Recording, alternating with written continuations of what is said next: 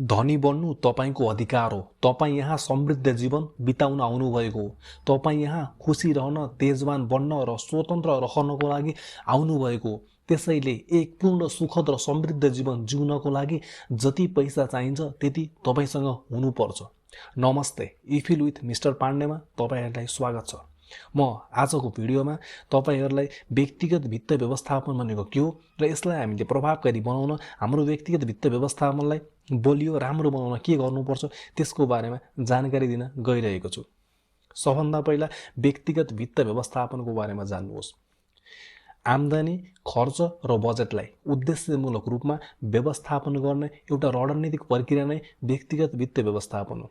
कसरी कमाउने, खर्च के कति कसरी गर्ने, बचत कसरी गर्ने र बचतलाई कसरी सुरक्षित लगानीमा रूपान्तरण गर्ने रणनीतिक प्रक्रिया नै व्यक्तिगत वित्त व्यवस्थापन हो। व्यक्तिगत वित्त व्यवस्थापनलाई प्रभावकारी बनाउने उपायहरू यस प्रकार छन्। Track your income and expenses.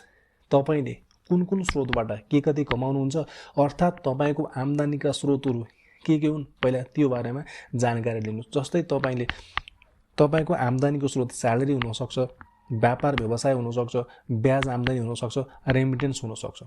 त्यसपश्चात तपाईको खर्चका स्रोतहरू के हुन्? तपाईले कमाएको खर्च कहाँ खर्च गर्नुहुन्छ?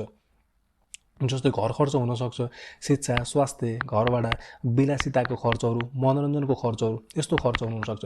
यी आम्दानी र खर्चलाई टिपोट गर्नुहोस्। त्यसपछि मेक अ मन्थली बजेट। प्रत्येक महिना बजेट निर्माण गर्नुहोस्। त्यो सम्बन्धी एउटा रुल्स छ, 50-30-20 रुल्स। 50% निड्स, 30% वान्ट्स र 20% सेभिङ। तपाईले कमाएको पैसाबाट 50% तपाईको आवश्यकताको कुराहरुमा खर्च गर्नुस्, जस्तै खाना, घरभाडा, शिक्षा, स्वास्थ्यमा खर्च गर्नुस्। 30% तपाईको चाहना, सोखको कुराहरुमा खर्च गर्नुस् र 20% अनिवार्य रूपमा बचत गर्नुस्। Number 3, build an emergency fund. आपतकालीन कोषको स्थापना गर्नुस्।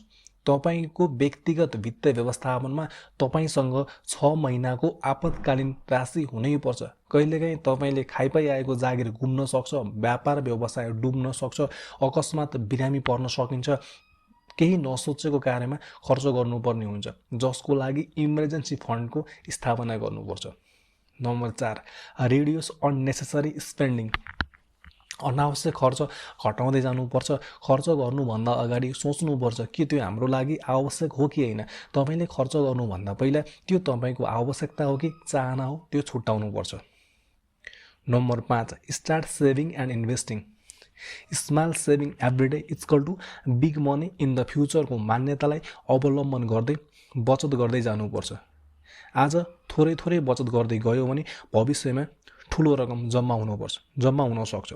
तपाईले आज यसरी बचत गर्दै गएको रकमलाई विभिन्न क्षेत्रमा लगानी गर्दै जानुपर्छ। जस्तै स्टक मार्केटमा हुन सक्छ, मुद्दतीमा हुन सक्छ।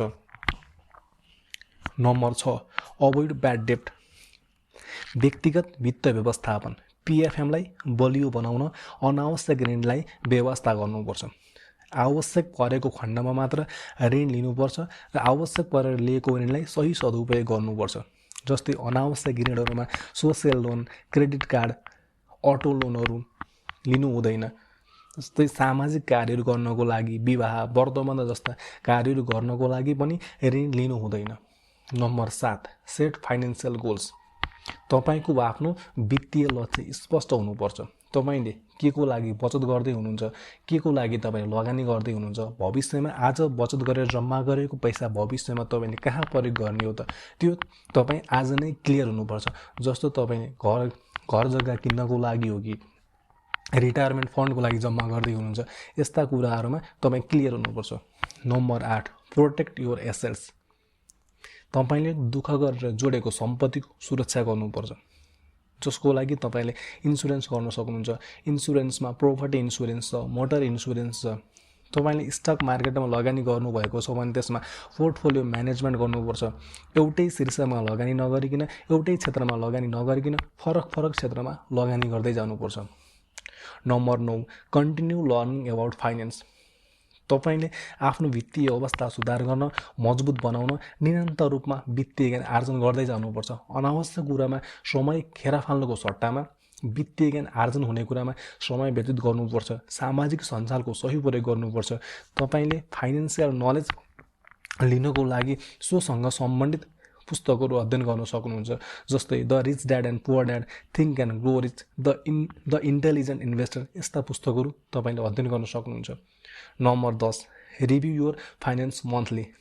तपाईँले प्रत्येक महिना तपाईँको आम्दानी, खर्च र बचत हजुरले बनाएको बजेट अनुसार भयो या भएन भनेर रिभ्यू गर्नुपर्छ। कुन शीर्षकमा बढी खर्च भयो, कुन शीर्षकमा कम खर्च भयो, कुन शीर्षकबाट कति आम्दानी भयो, यस्ता कुराहरूलाई तपाईँले प्रत्येक महिना एनालाइसिस गर्नुपर्छ। यो महिनामा एनालाइसिस गरेर तपाईँले भनेअनुसार चाहेअनुसार भयो कि भएन, यदि भयो भने त्यसलाई कन्टिन्यू गर्नुपर्छ, भएन भने के कुरामा सुधार गर्नुपर्छ, त्यसलाई सुधार गर्दै आगामी महिनाको बजेट निर्माण गर्नुपर्छ। माथि उल्लेखित उपायहरूलाई प्रभावकारी रूपमा अवलम्बन गर्नुभयो भने दीर्घकालीन आर्थिक स्थिरता हासिल गर्न, तनाव घटाउन र सुरक्षित तथा आत्मनिर्भर भविष्य निर्माण गर्न सहयोग पुग्दछ। अन्तिमसम्म भिडियो हेरेर साथ दिनुभएकोमा तपाईँहरूलाई धन्यवाद।